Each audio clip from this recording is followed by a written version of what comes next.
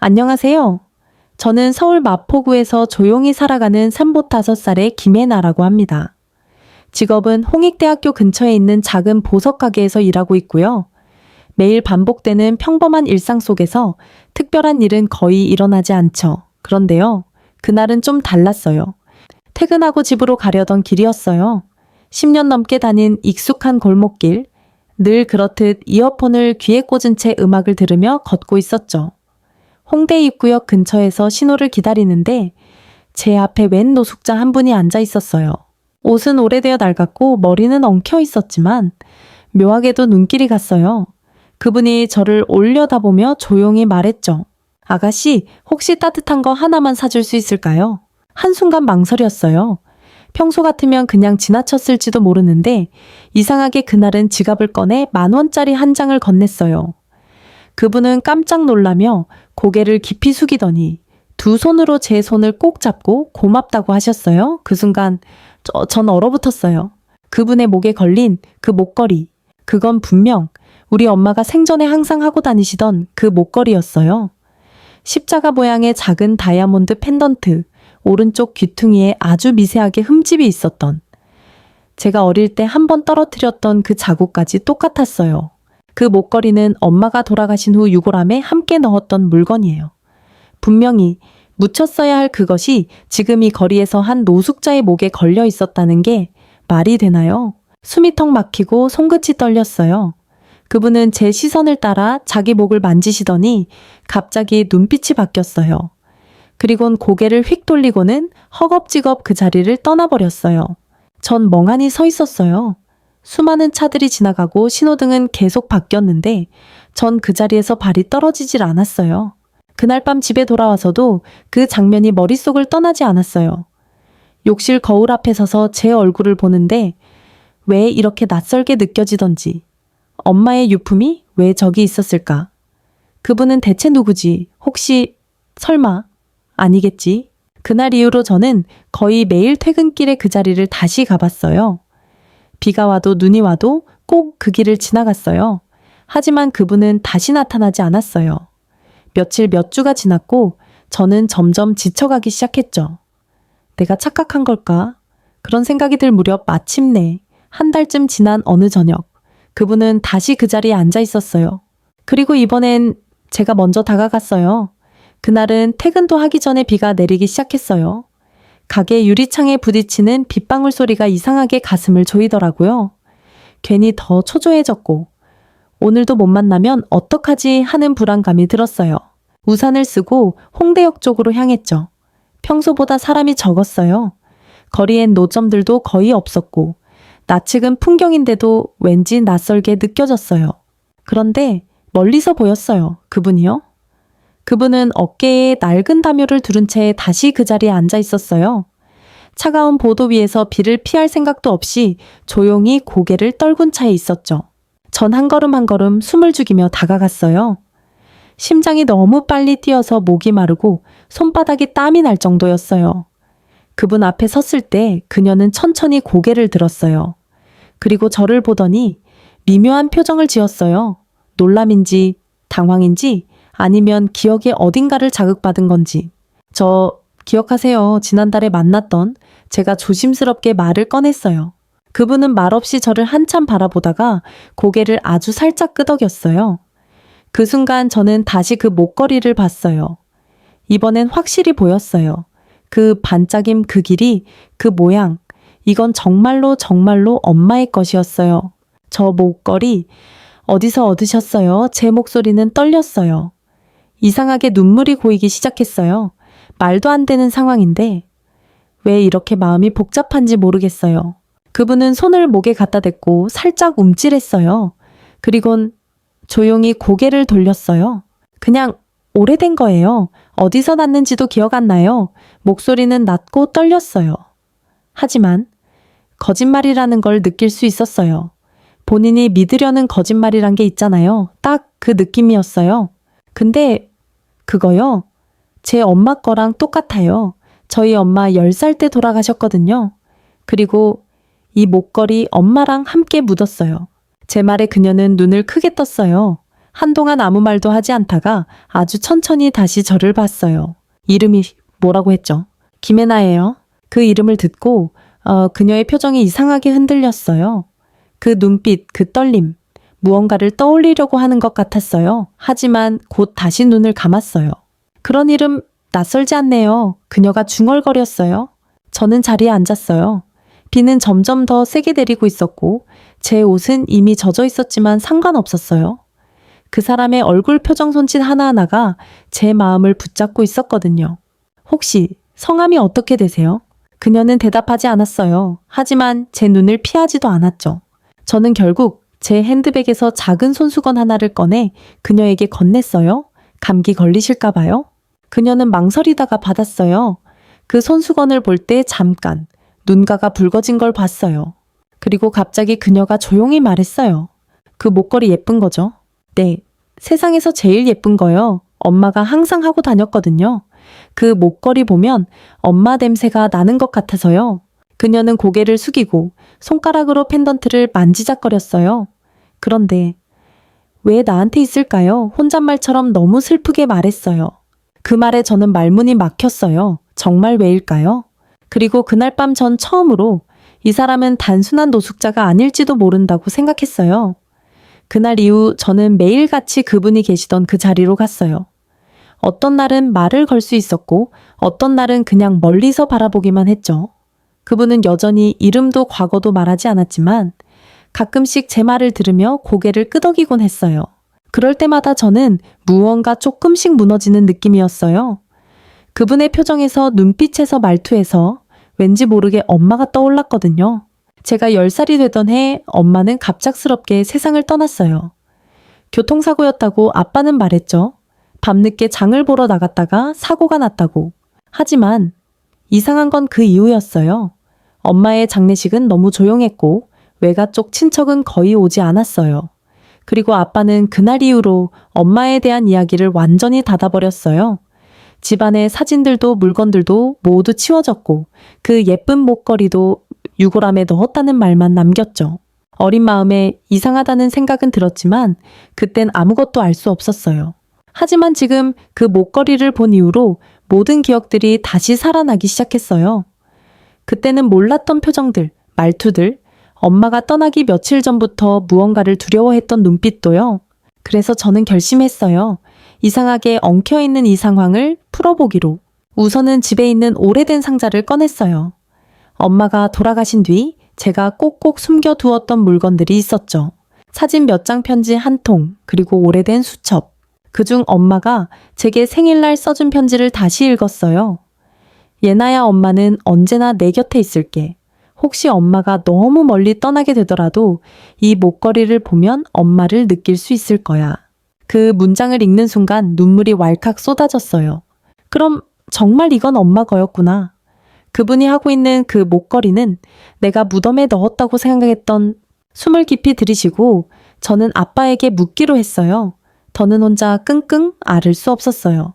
그날 밤 저녁을 드시는 아빠 앞에 앉았어요. 몇 번이나 입을 때려다 멈췄고 겨우 떨리는 목소리로 말을 꺼냈어요. 아빠, 엄마의 목걸이 말이에요.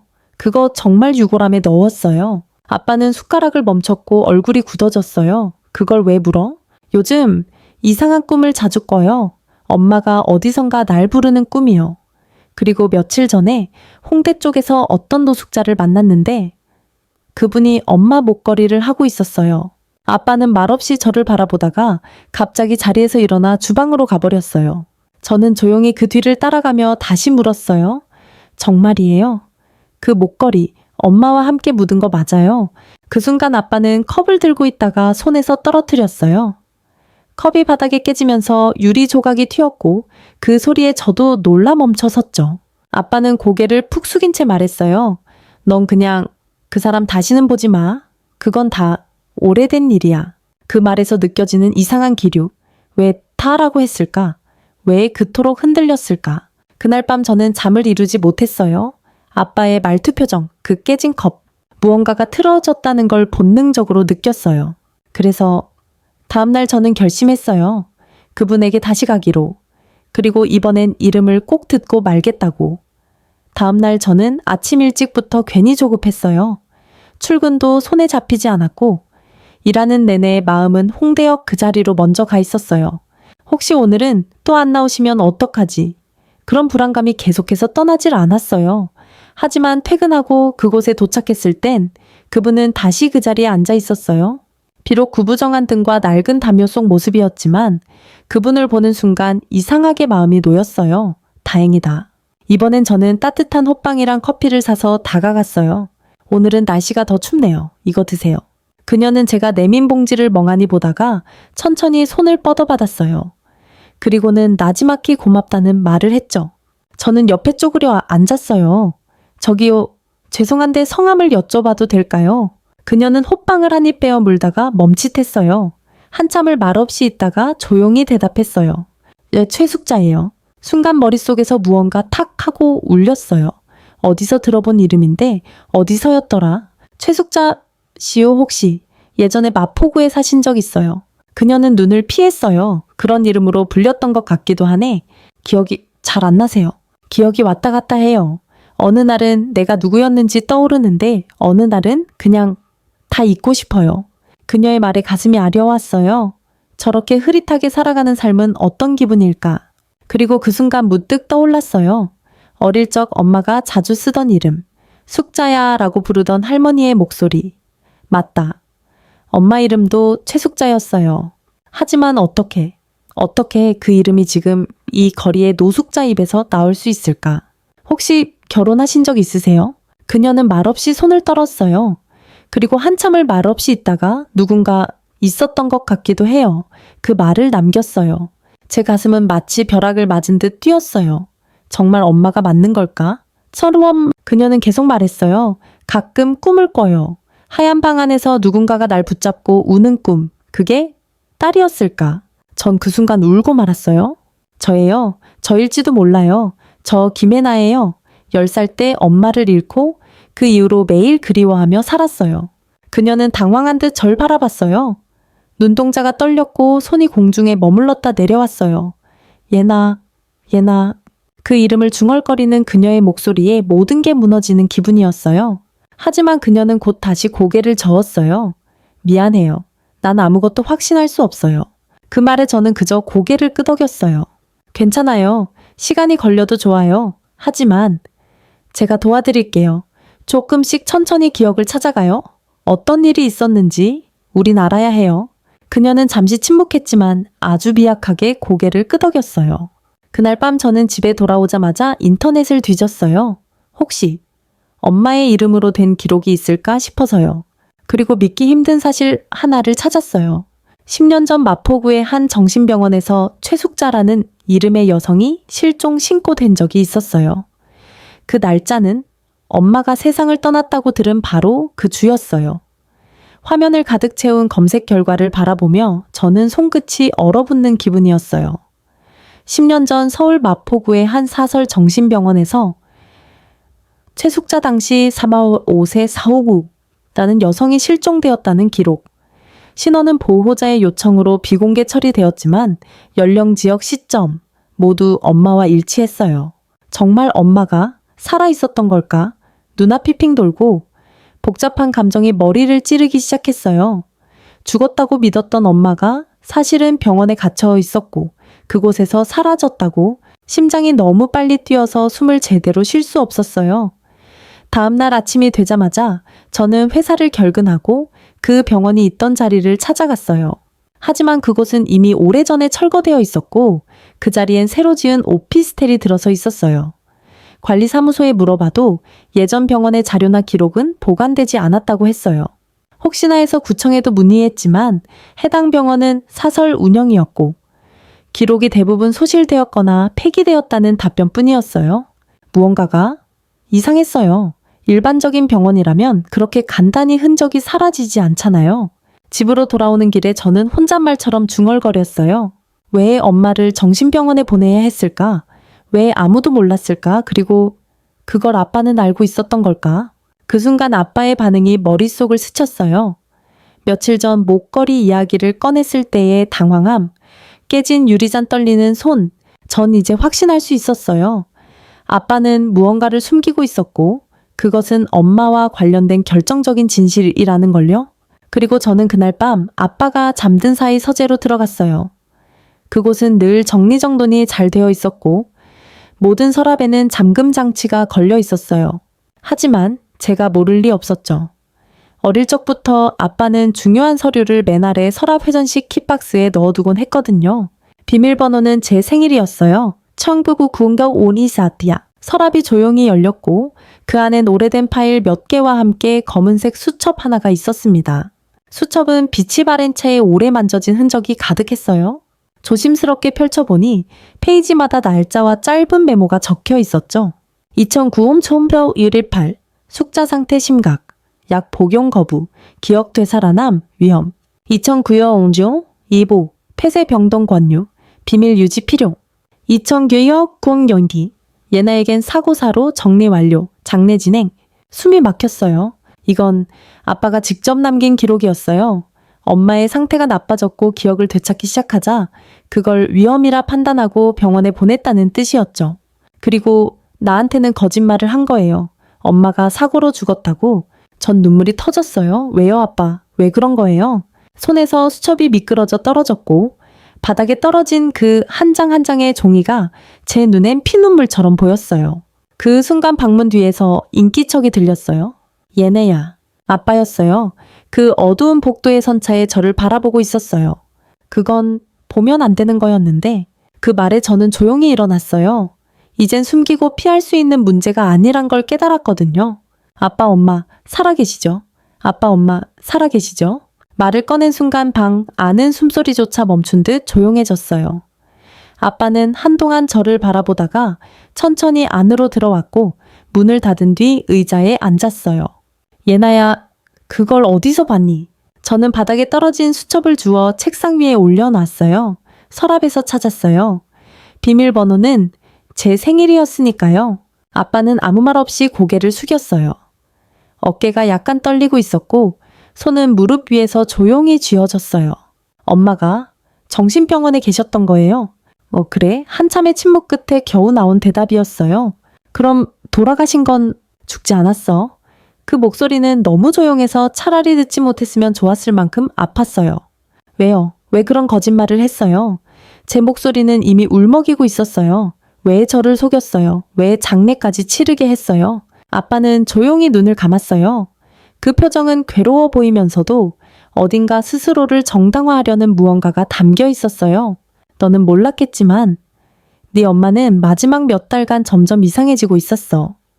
누군가가 자기를 지켜보고 있다느니 밤에 자꾸 혼잣말을 하거나 불안해했지. 그게 병이었어요. 그게 이유였어요. 그럼 병원에 보내면 됐지. 왜 죽은 척까지 했어요? 아빠는 떨리는 목소리로 말했어요. 그때 난 너를 보호해야 한다고 생각했어. 너는 어렸고 엄마는 위험했어. 한밤중에 갑자기 너를 데리고 나가려 하기도 했어. 거기서 차라리 조용히 정리하는 게 너한테는 좋을 거라 생각했지. 정리요, 제가 소리쳤어요. 사람을, 엄마를 정리했다고요? 아빠한텐 그게 보호였어요. 아빠는 말없이 고개를 숙였어요. 그 순간 저는 머릿속이 하얘졌어요. 이건 단순한 거짓말이 아니었어요. 이건 한 인간의 삶을, 한 엄마의 존재를 완전히 지워버린 일이었어요. 그럼 지금까지 엄마는요, 병원에서 사라졌다는 신고 기록이 있어요. 아빠는 찾았어요. 경찰에 신고라도 했어요. 아빠는 입을 다문 채 말없이 고개를 저었어요. 그땐 이미 돌아올 수 없다고 생각했어. 기억도 점점 흐릿해져 갔고 넌 안정된 삶을 살고 있었고 그 말이 끝나기도 전에 전 가방을 들고 일어났어요. 그건 아빠의 안정이었지 제 삶은 아니었어요. 예나야, 전 엄마를 다시 찾을 거예요. 아무리 늦었어도 전 엄마를 포기 못해요. 그리고 진실을 밝힐 거예요. 엄마가 왜 그런 선택을 강요받았는지 다 알고 싶어요. 아빠는 조용히 제 뒷모습을 바라보기만 했어요. 그날 밤 저는 집을 나왔어요. 작은 캐리어 하나에 옷 몇 벌 노트북 그리고 엄마와 찍은 단 한 장 남은 사진을 넣고요.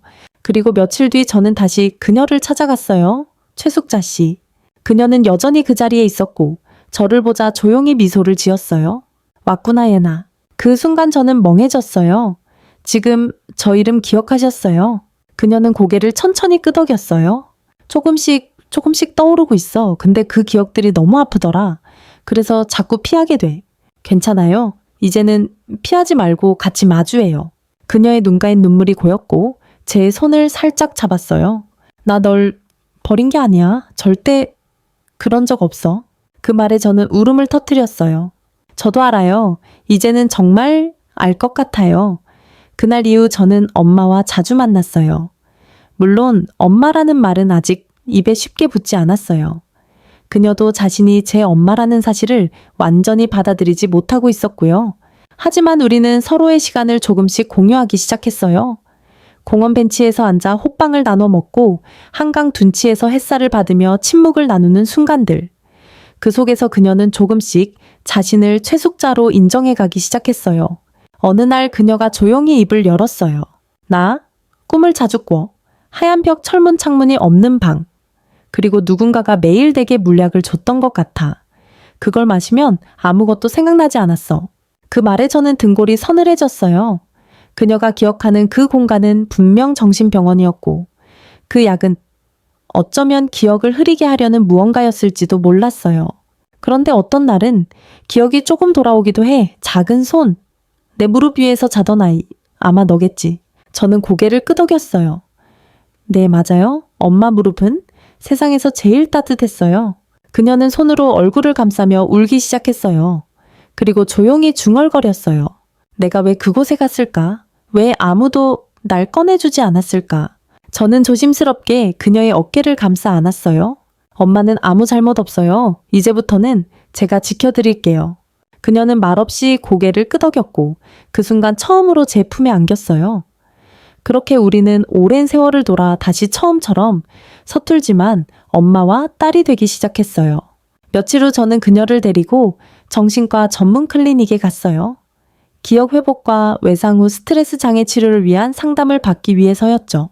의사는 매우 조심스럽게 접근했고 한 달간의 초기 상담 끝에 말했어요. 이분은 외부에서 강한 충격을 받은 후 의도적으로 기억을 차단한 상태였을 가능성이 높습니다. 이건 단순한 치매나 노화 때문이 아니라 자신을 보호하려는 생존 본능에 가까운 거예요. 저는 묵묵히 들었어요. 그녀의 아픔이 단지 시간의 흔적이 아니었다는 사실이 가슴을 더 아프게 했죠. 그리고 놀라운 건 기억의 조각들이 아직 많이 살아있습니다. 적절한 환경과 신뢰가 쌓이면 꽤 많은 부분을 되찾을 수도 있어요. 의사의 말에 저는 조용히 고개를 끄덕였어요. 저 어떤 환경이 필요할까요? 가장 중요한 건 안전함입니다. 의심받지 않고 따뜻하게 받아들여지는 공간, 그리고 일상 속 익숙한 자극들, 향기 음악 사진, 그런 것들이 좋습니다. 그 말을 들은 저는 곧장 실행에 옮기기로 했어요. 우선 그녀를 거리에서 벗어나게 해야 했죠. 친구의 도움을 받아 한남동에 있는 작은 오피스텔을 단기로 빌렸어요. 작지만 따뜻한 공간. 침대 옆엔 옛날 사진을 걸고 엄마가 좋아했던 복숭아향 디퓨저를 놓았어요. 그녀가 그 방에 처음 들어섰을 때 한참 동안 말이 없었어요. 그리고 아주 조용히 말했어요. 이런 방 본 적 있는 것 같아. 그 말에 저는 울컥했어요. 여기서 엄마와 함께 살면 어때요? 조금씩 예전의 엄마를 다시 찾아가요. 그녀는 조용히 고개를 끄덕였어요. 그래, 한번 해보자. 그날 밤 그녀는 오래된 가족 사진을 보며 작은 목소리로 말했어요. 이 사람 기억나? 너무 많이 사랑했었어. 하지만 너무 무서웠어. 그녀가 손가락으로 가리킨 사람은 제 아빠였어요. 그녀의 손끝이 사진 속 아빠를 가리킬 때 내 심장은 본능적으로 움찔했어요. 아빠는 제게 한없이 조용하고 성실한 사람이었어요. 말수가 적고 감정 표현은 없었지만 항상 제게 밥을 해주고 병원에도 같이 가주던 그런 사람. 그런데 엄마의 목소리는 마치 과거에서 올라온 공포처럼 떨리고 있었어요. 그 사람은 처음엔 다정했어. 말도 예쁘게 하고 내가 뭘 좋아하는지도 다 기억했지. 하지만 어느 순간부터 바뀌었어. 그녀는 조심스럽게 사진을 내려놓고 손으로 머리를 감쌌어요. 어느 날부터 내가 친구를 만나면 화를 냈고 전화기를 확인했고 음식 맛이 다르면 아무 말 없이 밥상을 엎었어. 그녀의 말은 점점 끊어졌다 이어지기를 반복했어요. 처음엔 조용한 독백처럼 흘러가던 말들이 점점 구체적인 기억이 되어 나타났어요. 처음엔 내가 잘못한 줄 알았어. 내가 더 노력하면 달라질 거라고 믿었어. 그래서 더 조용히 살았고 그 사람 눈치만 봤지. 그런데 예나가 태어나고 나서부터는 그게 더 심해졌어. 너를 안고 자려고 하면 네가 나보다 더 예뻐 보인다고 질투했어. 그 말에 제 입술이 떨렸어요. 내가 기억하는 아빠의 모습과 너무 달랐기 때문이었어요. 밤마다 술을 마셨고 갑자기 욕을 하고 때로는 밀치고 어느 날은 계단에서 나를 밀었어. 저는 자리에서 벌떡 일어나 그녀의 손을 잡았어요. 엄마, 그만 이야기해도 돼요. 힘들면 지금은 말 안 해도 돼요. 하지만 그녀는 고개를 저었어요. 아니야. 나도 이제 더 이상 피하고 싶지 않아. 기억 속에 숨어서 벌벌 떨기만 하면 다시는 나 자신을 찾을 수 없을 것 같아. 그녀의 눈빛은 더 이상 무너지지 않으려는 사람의 그것이었어요. 내가 정신병원에 간 건 그 사람이 날 보내서가 아니야. 네, 내가 스스로 갔어. 더는 참을 수 없었고 너를 데리고 나가려다 실패했어. 한밤중에 너를 안고 집을 나섰는데 그가 뒤따라와서 날 끌어당겼고 너는 울고 있었고 그녀의 눈동자가 멍해졌어요. 그 다음 기억은 하얀 방이었어. 그 말이 끝났을 때 제 안에서 뭔가가 무너졌어요. 엄마가 떠난 이유는 도망이었고 정신병원은 피난처였고 기억을 잃은 건 고통을 잊기 위한 마지막 본능이었어요. 그런데 그 병원에서 나는 점점 나를 잃어갔어. 약을 먹을수록 너의 얼굴이 흐릿해졌고 이름도 잊혀졌어. 그리고 어느 날 그곳에서 불이 났고 사람들이 도망쳤고 나는 병원담을 넘어 나왔어. 그게 10년 전이었어. 이야기를 마친 그녀는 울지 않았어요. 오히려 담담했고 마치 준비된 고백처럼 차분했어요. 저는 그녀의 손을 꽉 잡았어요. 엄마, 그 사람, 아빠는 지금도 모든 걸 감춘 채 살고 있어요. 그리고 전 이 모든 진실을 그냥 넘기지 않을 거예요. 그녀는 조용히 제 손을 꼭 쥐었어요. 조심해야 해. 그 사람은 절대 자신이 잘못했다고 인정하지 않을 사람이야. 그날 밤 저는 처음으로 진실만으로는 부족하다는 걸 깨달았어요. 이제부터는 증거가 필요했어요. 그날 이후로 제 일상은 완전히 달라졌어요. 이제는 진실을 아는 사람이 되었고 그 진실을 입증해야 할 책임까지 지게 되었죠. 엄마의 기억은 조각조각 이어지고 있었지만 법적으로는 아무 힘도 되지 않았어요. 그분은 여전히 신원불명자, 아빠는 법적으로 아무 잘못도 없는 유족이었고요. 그래서 저는 증거를 찾아야 했어요. 엄마가 병원에 들어갔던 기록, 거기서 나왔다는 정황, 그리고 그 병원을 알고 있었던 아빠의 흔적까지 먼저 병원부터 다시 파고들었어요. 마포구에 있던 사설 정신병원. 이미 폐쇄되었고 건물도 사라졌지만 그 병원을 운영했던 법인에 대한 등록 기록은 아직 남아 있었어요. 국세청과 보건복지부 자료를 뒤졌고 인터넷에 남아있는 오래된 블로그 게시글들까지 뒤졌어요. 그러다 우연히 10년 전 한 시민단체 블로그에서 그 병원에 대한 제보글을 찾았어요. 입원 환자에게 과다 약물 투여, 정황 발견 가족 동의 없이 폐쇄 병동에 장기 수용 마포, 비병원 내부 고발자 인터뷰 예정, 심장이 뛰었어요. 그 병원은 이미 여러 차례 문제가 되었던 곳이었고 당시 내부 고발자가 있었단 사실은 저에게 큰 실말이었어요. 곧장 블로그 운영자에게 메일을 보냈어요. 김의 나라는 이름 상황을 모두 솔직하게 설명하고 내부 고발자와 연결해 줄 수 있냐고 부탁했죠. 며칠 뒤 한 통의 전화가 왔어요. 안녕하세요. 저는 최우석 기자입니다. 당시 내부 고발자 인터뷰를 진행했던 사람이에요. 저는 반가움과 긴장감 속에서 그분과 만났어요. 지금은 언론사를 그만두고 작은 출판사에서 일하고 있다는 최 기자는 제 이야기를 들은 후 조용히 가방에서 오래된 노트를 꺼냈어요. 이게 그 당시 인터뷰 노트입니다. 이름은 밝힐 수 없지만 그 간호사는 이런 말을 했어요. 그는 노트 한 페이지를 펼쳐서 저에게 보여줬어요. 최숙자라는 환자가 있었는데 병원장이 외부인의 접근을 철저히 차단했고 어떤 남자가 매주 와서 따로 약 처방을 지시했다. 숨이 멎는 줄 알았어요. 그 남자의 신원을 확인할 방법은 없을까요? 최 기자는 고개를 저었어요. 당시 간호사도 이름을 모르고 있었어요. 하지만 외제차를 타고 왔고 병원 원장과 매우 친밀했던 건 확실해요. 그 순간 제 머릿속엔 아빠가 탔던 검정색 제네시스 차량이 떠올랐어요. 그 차는 10년 전에도 있었다. 혹시 병원 내 CCTV 기록은 없을까요? 그 병원 화재 당시 대부분의 데이터가 소실됐어요. 하지만 그는 조심스럽게 말을 이었어요. 간호사가 당시 자신의 휴대폰으로 몰래 찍어둔 사진 몇 장을 내게 줬었어요. 혹시 그 중에 도움이 될 만한 게 있다면 그는 USB를 꺼내 노트북에 연결했고 몇 장의 흐릿한 사진을 보여줬어요.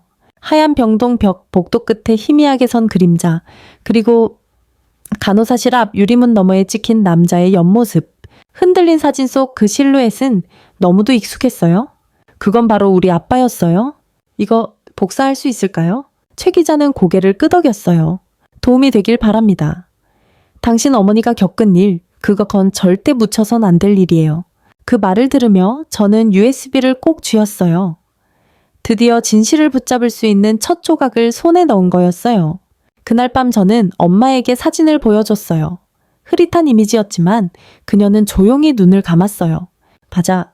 그날 그 사람이 있었어. 엄마, 저 이제 멈추지 않을 거예요. 그 사람 아빠가 어떤 선택을 했는지 세상에 알릴 거예요. 엄마는 제 손을 꼭 잡았어요. 괜찮아. 이번엔 절대 무너지지 않을게. 사진 한 장.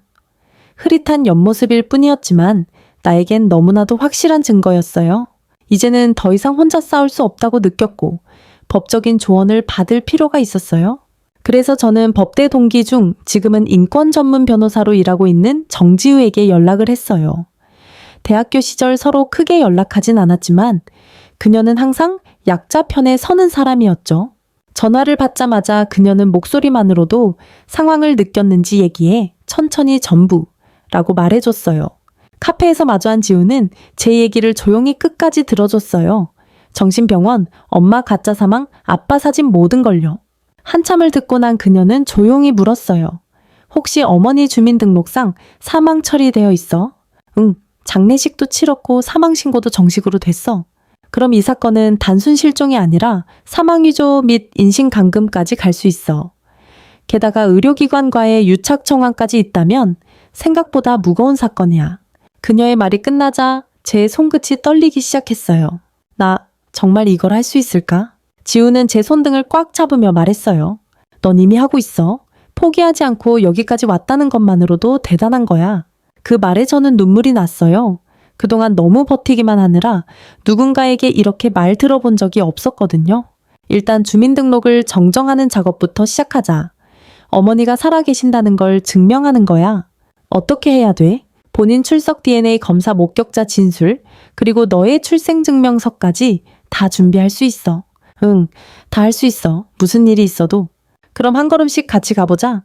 며칠 후 엄마를 데리고 구청에 갔어요. 처음엔 공무원이 이상하다는 듯 쳐다봤어요. 사망 신고된 사람이 나타났다는 건 흔한 일이 아니니까요. 하지만 DNA 검사 결과와 제 출생증명서 그리고 10년 전 병원, 내부 제보 사진까지 함께 제출하자 분위기는 심각하게 바뀌었어요. 공무원은 조심스럽게 말했어요. 정확한 절차에 따라 재심사를 진행하겠습니다. 어머님이 살아계신 것으로 판단되면 주민등록 회복 조치가 이루어질 겁니다. 그 말에 엄마는 조용히 한숨을 쉬었어요. 나 다시 살게 되는 거야? 응, 엄마. 이제 다시 엄마 이름으로 숨 쉴 수 있어. 며칠 뒤 최숙자라는 이름이 다시 주민등록상에 살아났다는 통보를 받았어요. 그날 우리는 조용히 집에서 미역국을 끓여 먹었어요. 생일도 아니고 명절도 아닌 날에 엄마가 나지막히 말했어요. 내 인생 2번째 생일이네. 그 말에 저는 웃으며 말했어요.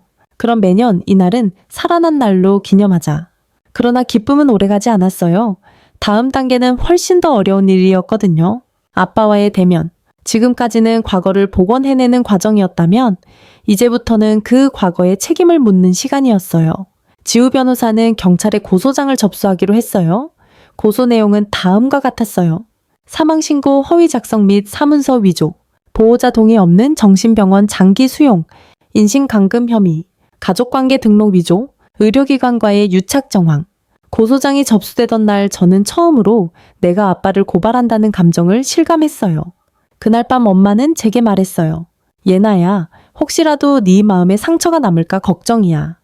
그 사람이 네 아빠라는 사실이 변하지 않는다는 게 미안해. 엄마 미안해할 건 없어요. 진실을 알게 된 이상 전 더 이상 외면 못해요. 그 순간 초인종이 울렸어요. 문 앞엔 경찰 2명과 함께 아빠가 서 있었어요. 경찰의 정중한 목소리가 조용한 거실을 가르며 울렸어요. 최병호 씨 고소인 측 요청에 따라 신분 확인 및 소명 절차를 진행하겠습니다. 아빠는 조용히 저를 바라봤어요. 그 눈빛은 분노도 당황도 아니었어요. 오히려 비어 있었어요. 모든 걸 이미 알고 있었던 사람처럼. 그 순간 엄마가 제 뒤에서 조용히 한 발짝 다가왔어요. 경찰은 그 모습을 바라보며 말했죠. 이분이 최숙자 씨 맞습니까? 아빠는 눈을 떼지 않고 말했다. 그래. 현재까지 사망 신고가 되어 있었던 분입니다. 10년 전 정신병원 입원 관련하여 고소인이 제출한 증거들과 관련해 조사가 필요합니다. 아빠는 한참을 침묵하더니 의자에 앉으며 조용히 말했어요. 내가 잘못한 건 알아. 하지만 그땐 그게 최선이라고 생각했어. 엄마는 떨리는 손으로 아빠를 바라봤어요. 최선이라고요? 내가 울며 당신에게 도와달라고 했을 때 날 그 병원에 버린 게 최선이었다고요? 넌 그때 너무 불안정했어. 얘네게 해를 끼칠까 두려웠어. 그래서 날 죽은 사람으로 만들었나요? 그 대답에는 정적만이 흘렀어요. 경찰은 고개를 숙이며 말했어요. 정식 소환 조사는 내일 예정입니다. 오늘은 통보 및 출석 요청입니다. 출석을 거부하실 경우 체포영장이 발부될 수 있습니다. 아빠는 조용히 일어났고 문 앞까지 걸어간 뒤 마지막으로 제게 말했어요. 예나야, 넌 아직 어린애야. 모르는 게 있어. 세상은 그렇게 단순하지 않아. 저는 단호하게 대답했어요. 맞아요. 세상은 단순하지 않아요. 하지만 그건 누군가의 인생을 함부로 조처져도 된다는 말이 아니에요. 아빠는 더는 아무 말도 하지 않고 문을 닫고 사라졌어요. 그가 떠난 뒤 엄마는 부엌 의자에 앉아 손으로 얼굴을 감쌌어요. 그 사람 끝까지 자기 잘못을 인정하지 않겠구나. 저는 조용히 엄마의 옆에 앉았어요. 그래도 이제 시작이에요. 이제 우리가 숨지 않아도 되는 세상이 시작된 거예요. 그날 밤 저는 변호사 지우와 함께 앞으로의 전략을 다시 정리했어요. 병원 측의 비공식 약물 기록 조사, 주민등록 사망신고 허위 작성 경위, 외부 진술 확보, 당시 간호사 연결 시도, 증언 동의서, 확보 최숙자 본인, 그리고 무엇보다 중요한 건 여론의 힘. 지우는 말했어요. 이런 사건은 조용히 처리되면 대개 가정 내 문제로 축소돼요. 하지만 여론이 붙으면 다르지. 며칠 뒤 우리는 한 방송사의 시사 고발 프로그램에 익명 인터뷰를 요청했어요. 예나는 모자이크 처리를 조건으로 엄마와 함께 모든 이야기를 털어놓았어요. 병원 약물 남편의 강압 사망 신고, 그리고 지금까지의 모든 진실. 프로그램은 방송되자마자 화제를 모았고 포털 사이트 실시간 검색어 1위에 사망 신고된 엄마 거리에서 발견이라는 키워드가 올랐어요. 댓글엔 분노와 놀라움이 가득했고 한편으론 지지와 응원의 글도 넘쳐났어요. 어떻게 저럴 수 있지? 딸이 정말 대단하다. 그 엄마 꼭 행복하게 살아야 해요. 그리고 마침내 검찰로부터 정식 수사 개시 통보를 받았어요. 검찰에서 수사 개시 통보가 온 날 엄마는 방 안창문을 열고 한참을 가만히 하늘을 바라봤어요. 초겨울 바람이 불어와도 그녀는 창문을 닫지 않았어요. 이제 정말 끝을 향해 가는 거구나. 그 말은 마치 혼잣말처럼 들렸지만 제게는 묘한 울림으로 다가왔어요. 엄마 무서우세요? 그녀는 고개를 가로저었어요. 무섭기보다 허망해. 내가 뭘 그렇게 잘못했길래 한 남자의 선택으로 이 모든 걸 잃어야 했는지 지금도 잘 모르겠어. 그 말을 듣고 저는 아무 대답도 할 수 없었어요. 그저 그녀의 옆에 조용히 앉아 창밖으로 함께 하늘을 바라봤어요. 밖은 사람들로 북적였고 인터뷰 이후 집 앞에는 기자와 카메라가 서성이고 있었어요. 사망한 줄 알았던 아내 10년 만에 나타나 딸의 고발로 드러난 아버지의 충격적 이중생활. 진실은 어디까지 밝혀질 수 있을까? 언론의 관심은 높아졌고 사람들의 시선도 따라붙기 시작했어요. 직장에서는 휴직 요청을 넣었고 핸드폰은 하루에도 수십 통의 전화와 메시지로 가득 찼어요. 한동안은 전화기 벨소리만 울려도 가슴이 뛰었어요. 예나야. 지우 언니가 조용히 말했어요. 이제부터가 진짜야. 언론의 관심은 칼날이기도 해. 우릴 보호해 줄 수도 있지만 반대로 찔리게 할 수도 있어. 나 뭐 준비됐을까? 아니. 사실 누구도 이런 일에 준비될 수는 없어. 하지만 우린 같이 가고 있잖아. 그 말에 저는 고개를 끄덕였어요. 며칠 후 아빠는 정식으로 검찰에 출석했고 수사 결과가 언론에 보도되기 시작했어요. 의사와 공모의 정신병원에 아내 장기 수용 정황, 사망 신고 위조 및 의료기록 조작 의혹, 전직 정신병원 간호사, 검찰의 자발적 진술 제출.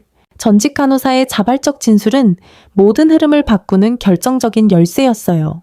그녀는 당시 병원에서 본 것들을 모두 증언했고 그 남자는 매주 왔다. 환자의 상태보다 조용히 만들라는 지시가 우선이었다. 라는 핵심 진술이 검찰에 제출되었어요. 그날 밤 저는 엄마와 조용히 마주 앉아 그녀가 직접 쓴 진술서를 봤어요. 엄마는 작은 글씨로 자신이 기억해낸 모든 장면을 적어냈어요. 남편은 점점 감정을 차단한 채 통제와 조용함만을 강요했습니다. 저는 그에게 복종하면서도 늘 두려웠습니다. 제가 기억을 잃고 살아온 이 10년은 사람이 겪을 수 있는 가장 깊은 외로움이었습니다. 엄마의 송을씨는 다소 흔들렸지만 그 속에는 단단함이 있었어요. 엄마, 이 진술서 검찰에 제출할 준비됐어요? 응, 이번엔 내가 끝까지 싸울 거야. 며칠 후 우리는 함께 검찰청에 갔고 엄마는 진술을 마친 뒤 조용히 말했어요. 그 사람이 어떤 벌을 받든 이제는 나도 존재했다는 걸 증명한 거야. 그녀의 말에 저는 눈시울이 붉어졌어요. 돌아오는 길 엄마는 제 손을 꼭 잡으며 이렇게 말했어요. 내 딸이 내가 못한 걸 해냈네. 검찰에 진술서를 제출한 후 며칠간은 조용했어요. 기자들도 줄었고 핸드폰 벨소리도 멎었고 엄마는 집안에 따뜻한 화분을 두기 시작했어요. 이제 조금 진짜 집 같아졌다. 그녀가 웃으며 말했을 때 저는 처음으로 이게 끝은 아닐지도 모르겠다 하는 생각이 들었어요. 어쩌면 이건 시작이었는지도요. 하지만 평온은 오래가지 않았어요. 검찰 조사 결과가 본격적으로 언론을 통해 흘러나오기 시작했고 아빠는 구속영장 청구 직전 상태로 전환됐어요. 그리고 그가 드디어 입을 열었어요. 그의 변호인을 통해 언론에 공개된 내용은 이랬어요. 피고인은 당시 아내가 자살 충동 및 정신적 이상 행동을 보여 아이의 안전을 우려해 보호 차원에서 병원에 입원시킨 것이라 주장하고 있습니다. 사망 신고는 병원 측에서 사망에 준하는 장기 입원, 환자 처리로 권고했으며 피고인은 법적 절차에 대한 인식이 부족해 그대로 따랐습니다. 저는 기사 제목을 보자마자 핸드폰을 내려놨어요. 또 피해자 코스프레야. 엄마는 조용히 커피를 마시며 말했다. 그 사람 끝까지 자기 책임은 지지 않겠구나. 엄마 괜찮아요? 응, 괜찮아. 지금은 그냥 차갑게 보게 돼. 그 사람이 나를 어떻게 했는지를 이젠 너무 생생히 알겠거든. 며칠 뒤 검찰은 공식적으로 구속영장을 청구했고 법원은 소환신문 일정을 잡았어요. 그날 저는 방청객으로 조용히 법정 뒤편에 앉았어요. 재판장엔 기자들도 앉아 있었고 정적 속에서 아빠가 입장했어요. 그는 여전히 말쑥한 셔츠를 입고 있었지만 눈빛은 예전과 달랐어요. 피곤해 보였고 지쳐 보였고 그러면서도 어딘가 당당했어요. 피고인은 피해자와 가족에게 사과할 의사가 있습니까? 판사의 질문에 아빠는 한참을 침묵하다 말했어요. 저는 그때 제 방식대로 가족을 지키려 했습니다. 그게 잘못이었다면 지금 그 대가를 치르겠습니다. 그 순간 저는 숨이 턱 막혔어요. 이제야 사과하나 지금 와서 말하는 건 진심일까? 판사는 구속 필요성에 대해 신중히 검토하겠다고 말했고 신문이 끝난 뒤 아빠는 잠시 저를 바라보았어요. 그 눈빛은 이전과 달랐어요. 더 이상 딸을 설득하려는 시선이 아니라 이해받기 어렵다는 걸 아는 한 사람의 시선이었어요. 법정 밖으로 나오자 지우 언니가 말했어요. 가능성 있어. 이번엔 구속 나올 확률 높아. 만약 구속 안 되면요. 그래도 괜찮아. 우린 이미 진실을 세상에 드러냈고 그 사람의 이중 인생은 끝났어. 그날 밤 집에 돌아와 엄마는 텔레비전을 보며 말했어요. 나 예전엔 뉴스에 나오는 사람들 보면 저런 일이 진짜 일어날까 생각했거든. 이제는 어때요? 이젠 그 사람들이 얼마나 용기 냈는지 알겠어. 그녀는 저를 보며 웃었어요. 넌 내가 못한 걸 했고 지금도 나보다 더 강한 사람이야. 그 말에 저는 웃으며 대답했어요. 아니에요. 전 엄마처럼 강해지고 있는 중이에요. 며칠이 지나고 법원에서 구속 여부 결정이 내려졌어요. 뉴스 속 앵커의 목소리는 담담했지만 내 귀엔 심장이 내려앉는 소리처럼 울렸어요. 전 마포구 보석업체 대표 최병호 씨는 아내에 대한 불법 사망 신고와 강제 수용 혐의로 오늘 새벽 구속 수감되었습니다. 딱 3줄, 모든 걸 바꾼 말이었어요. 그날 밤 엄마는 아무 말도 없이 그가 즐겨 듣던 클래식 CD를 꺼내 조용히 재생했어요.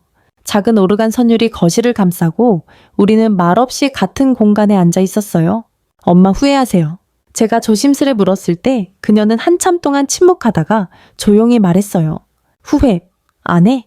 하지만 마음이 이상하긴 해. 한때 사랑했던 사람을 결국 감옥으로 보냈다는 사실이. 그 말에 저는 갑자기 숨이 막히듯 답답해졌어요. 처음부터 지금까지 우린 정의를 좇는다고 믿었어요. 하지만 그 끝엔 이상하게 설명할 수 없는 감정들이 남았어요. 분노, 복수, 슬픔, 안도, 그리고 연민. 며칠 후 교도소로부터 접견 요청 연락이 왔어요. 아빠가 저를 만나고 싶다고 했어요. 엄마는 잠시 멈칫하다가 말했어요. 가봐. 너한텐 정리할 게 필요할지도 몰라. 교도소 접견실은 생각보다 더 차가웠어요. 유리 너머로 아빠가 앉아 있었고 저는 수화기를 들어야만 그의 목소리를 들을 수 있었어요. 예나야. 그가 말했어요. 그 목소리는 변함없었지만 톤은 달라져 있었어요. 힘이 없고 조심스러웠고 어딘가 무너진 사람이었어요. 이제서야 내 눈을 제대로 보네. 저는 아무 말 없이 그를 바라봤어요. 그가 다시 입을 열었어요. 난 너랑 너희 엄마를 지키고 싶었어. 그게 내가 할 수 있는 유일한 방법이라 믿었지. 엄마를 지운 게 지키는 거였어요. 제 목소리는 차가웠지만 내 안에서는 이상하게 울컥한 감정이 올라오고 있었어요. 그땐 두려웠어. 너희 엄마가 점점 나와 멀어지는 게 느껴졌고 너마저 데리고 사라질까봐 그게 견딜 수 없었어. 그는 눈을 내리깔며 말했어요. 이제와 생각하면 그게 병이었단 걸 알아. 내 안의 집착이었고 사랑이 아니라 통제였다는 것도. 저는 수화기를 내려놓을까 망설였지만 그래도 물었어요. 그럼 왜 마지막까지 인정 안 했어요? 왜 우리를 거짓말 속에 가둬뒀어요? 그는 침묵하다가 아주 작게 중얼렸어요. 무서웠어. 모든 걸 잃는 게. 그 말에 저는 처음으로 그를 인간으로 봤어요. 완벽한 아빠도 악마도 아닌 실수하고 무너지고 두려워했던 한 인간. 하지만 그건 용서와는 다른 감정이었어요. 전 아빠를 미워해요. 하지만 아빠가 왜 그랬는진 이해는 해요. 그게 제가 할 수 있는 전부예요. 그 말에 그는 눈을 감았고 작게 고개를 끄덕였어요. 그래도 네가 사라져서 고맙다. 접견이 끝나고 나올 때 이상하게 눈물이 나지 않았어요. 그저 마음속 한켠이 조용히 비워지는 느낌, 마치 오래된 방 하나에 불을 껐다는 느낌. 집에 돌아오자 엄마는 따뜻한 된장찌개를 끓이고 있었어요. 다녀왔니? 응, 그냥 끝이 난 느낌이야. 그녀는 제 눈빛을 보며 조용히 미소 지었어요. 그럼 이제 우리 진짜 시작해볼까? 봄이 오고 있었어요. 창밖에서 매화가 피기 시작했고 햇살은 더 따뜻해졌어요. 그리고 우리 집 식탁 위엔 처음으로 함께 찍은 가족 사진이 놓여 있었어요. 엄마는 병원 치료를 마무리하고 이제는 정기 상담만 다니기로 했어요. 기억의 조각들은 모두 돌아오진 않았지만 그녀는 자신을 잃지 않게 되었고 더 이상 두려움에 잠들지 않았어요. 요즘은 꿈을 꿔도 어둡지 않아? 그녀는 웃으며 말했어요. 이젠 내 안에 누가 있는지 확실히 아니까. 그 말에 저는 조용히 고개를 끄덕였어요. 저도 마찬가지였어요. 그동안 너무 오랫동안 딸이라는 이름으로 버텨왔고 증명자로 살았고 이제는 그냥 한 사람으로 살아가고 싶었어요. 작은 공방을 열었어요. 귀금속을 배우고 디자인을 시작했고 엄마는 매일 와서 커피를 내려줬어요. 이거 네가 만든 거야. 엄마는 진열대에 놓인 작은 펜던트를 손에 쥐며 물었어요. 응, 엄마랑 똑 닮은 모양이야. 그건 작은 복숭아꽃 모양의 은 펜던트였어요. 엄마가 가장 좋아하던 봄꽃. 그녀는 가만히 그것을 목에 걸고 말했어요. 내가 살아있다는 걸 이제는 이 목걸이가 기억하게 해주네. 그 순간 나는 울고 말았어요. 그건 슬픔의 눈물이 아니었어요. 감사함, 회복, 그리고 안도. 아빠는 여전히 구속 수감 중이었고 재판은 진행 중이었지만 이젠 더 이상 우리를 삼켜버리지 못했어요. 어느 날 엄마는 조용히 말했어요. 그 사람을 완전히 용서할 순 없겠지만 적어도 나 자신은 용서하고 싶어. 무슨 뜻이에요? 그때 내가 더 빨리 도망쳤다면, 더 강하게 소리 질렀다면 그런 생각을 너무 많이 했거든. 하지만 이제 그 모든 것도 내려놓고 싶어. 그녀의 눈빛은 평화로웠어요. 그리고 저는 그런 엄마가 너무나 자랑스러웠어요. 어느 일요일 아침 우리는 함께 한강을 걸었어요. 그곳은 예전 엄마가 살던 노숙 공간에서 멀지 않은 곳이었어요. 여기 기억나요? 응, 그때는 추웠는데 지금은 바람도 따뜻하네. 그녀는 나를 보며 말했어요. 그때 네가 나한테 다가오지 않았다면 나는 아직도 이름도 없이 살고 있었을 거야. 아니에요. 우린 결국 서로를 찾을 운명이었던 거예요. 그날 우리는 셀카를 찍었어요. 웃는 얼굴, 봄꽃, 그리고 밝은 하늘. 사진 속의 우리는 오래된 상처 위에 새로운 피부를 더씹힌 사람들이었어요. 마지막으로 이 이야기를 마치며 내가 누군가에게 꼭 전하고 싶은 말이 있어요. 살다 보면 어떤 상처는 너무 깊어서 아물기보다 묻히길 바라게 됩니다. 하지만 그 상처를 직면하고 그 안에서 다시 손을 맞잡을 수 있다면 우린 다시 살아낼 수 있습니다. 내 이름은 김혜나입니다. 그리고 이제야 비로소 나는 내 이름으로 살아가고 있습니다.